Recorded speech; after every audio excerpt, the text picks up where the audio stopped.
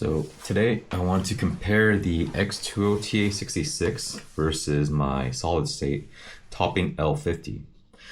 So before I made the purchase of the Xduoo TA-66, I watched as many reviews on the TA-66 on YouTube as possible, and reading forums on HeadFi and the thread that's there.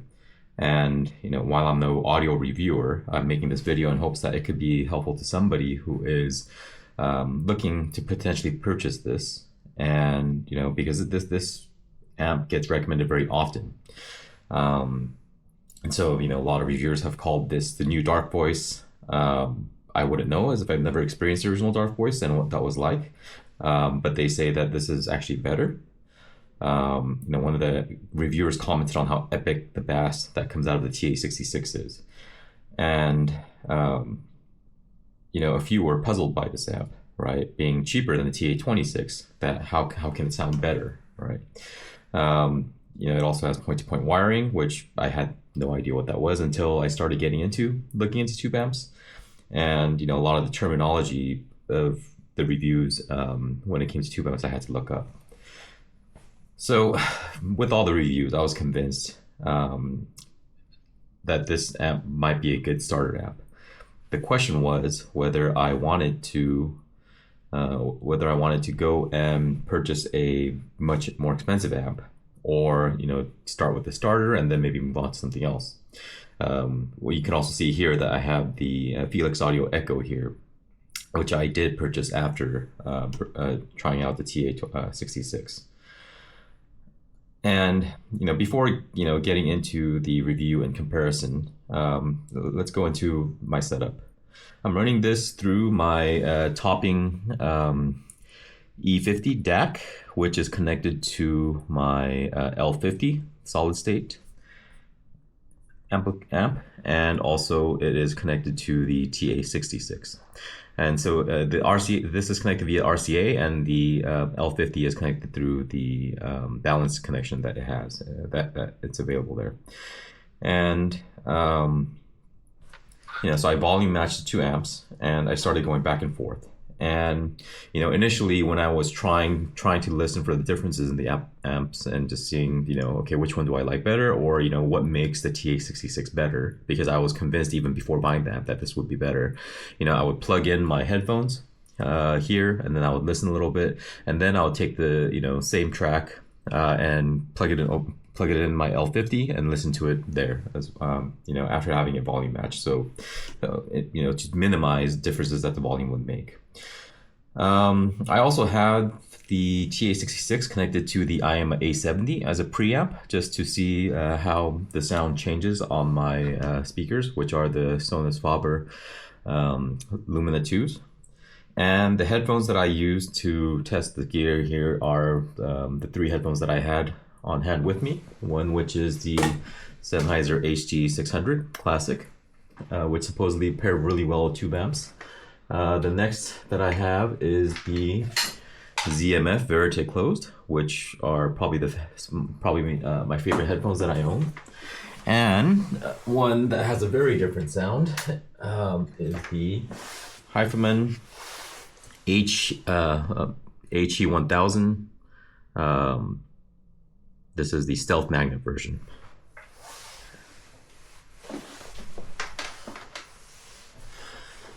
So so I've tried going back and forth with all three headphones, seeing what I liked and what I didn't like.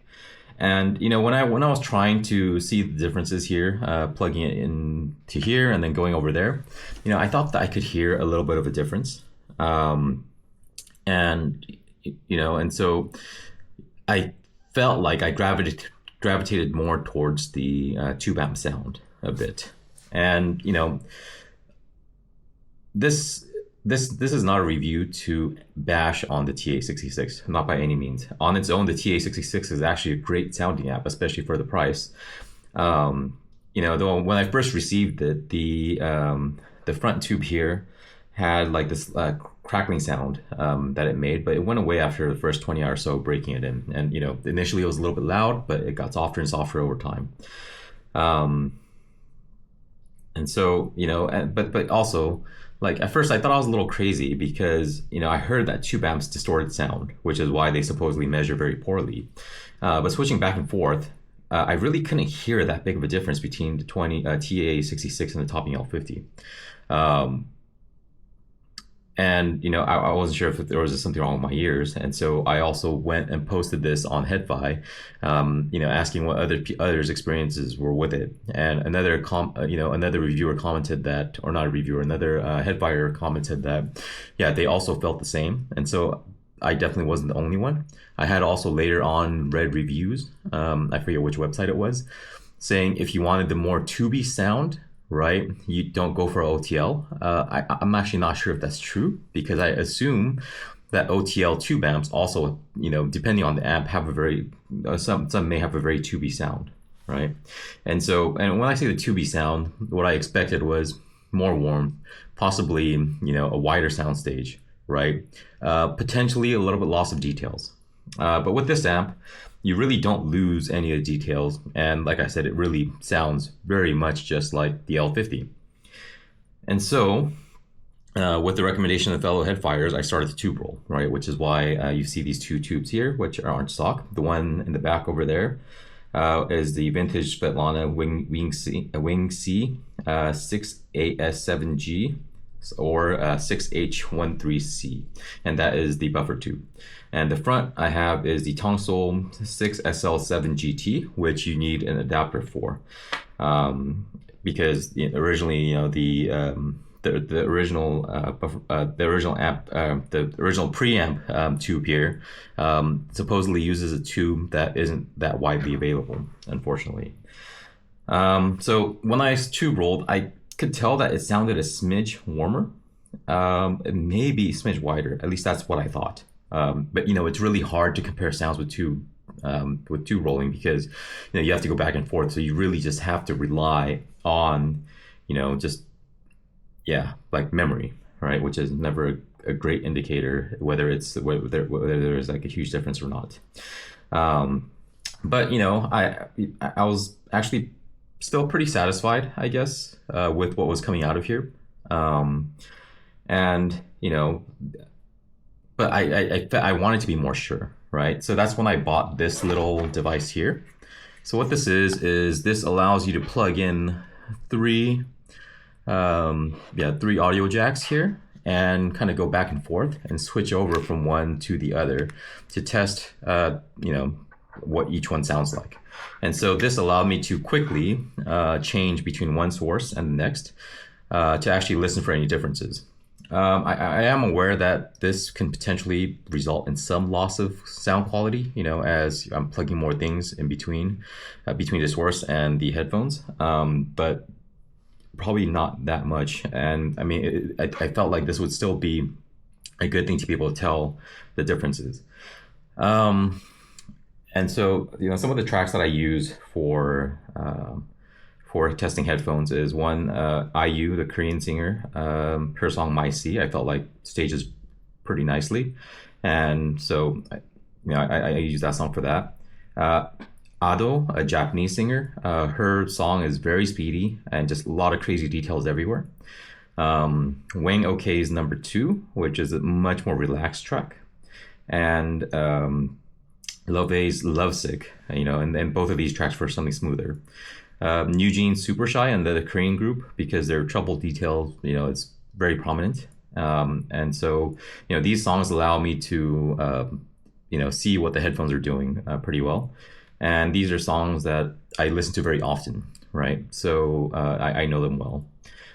And so when I switched back and forth, I was really surprised, because I could not tell the difference between the two sources.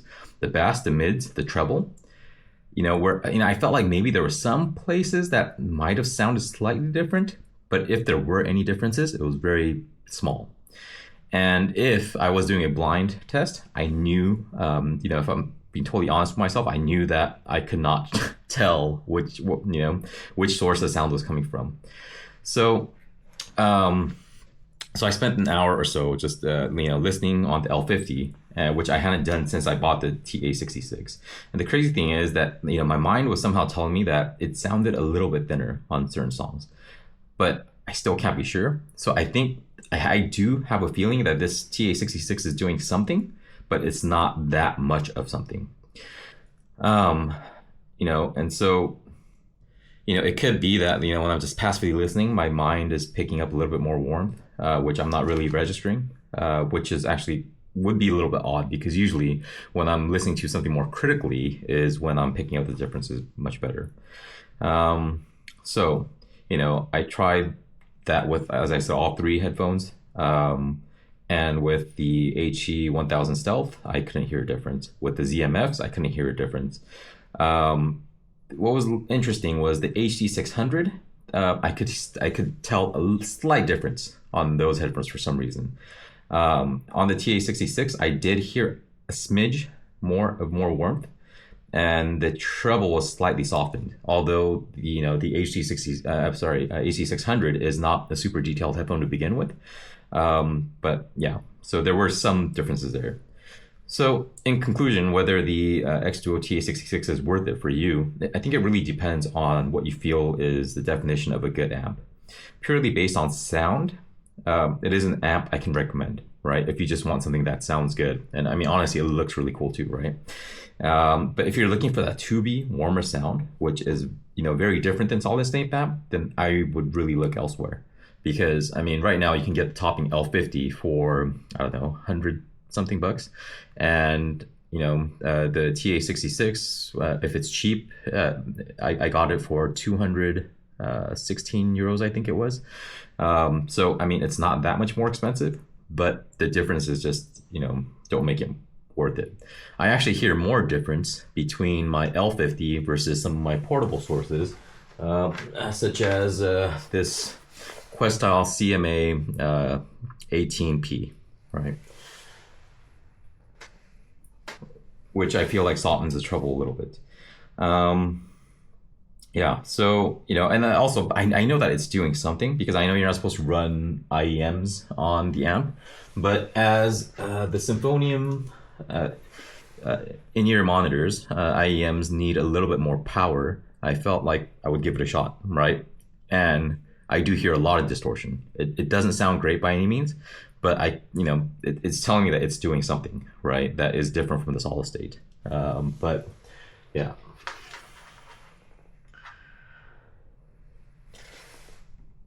Yeah. So, yeah, just purely based on sound, TA-66, good. Tube sound, I would say it's not there, right? So I did, after, trying this out, I wanted to try something different. And so I did buy, and this is a comparison, this video is just to compare the TA-66 and with the L50. But maybe I'll talk about the Felix Audio Echo here a bit. This is the Echo Mark II.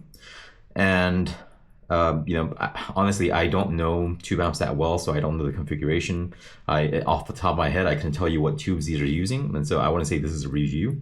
However, I know that these are the stock tubes. I did buy this used, but yeah, this changes the sound quite a lot more, to the point that with the hybrid pads, I think it was that I had, the Auteur pads on the ZMFs, they were too warm. They felt muddy, right? And so I actually had to change the pads to the BE pads to get rid of some of that warmth. And I mean, it just sounded amazing, right? And so, yeah, I really like this combination. I do want to try maybe, one more level up, maybe the Felix Audio Elise, and see what the differences might be there. But yeah, this amp here is, I guess, their entry level amp, which, I mean, it's a European brand, so it's the price is much more expensive. I think new, this is about 900 euros or $900, versus this being at 200 something, right? So the cost difference is a lot more. However, I do really like the sound that's coming out of here.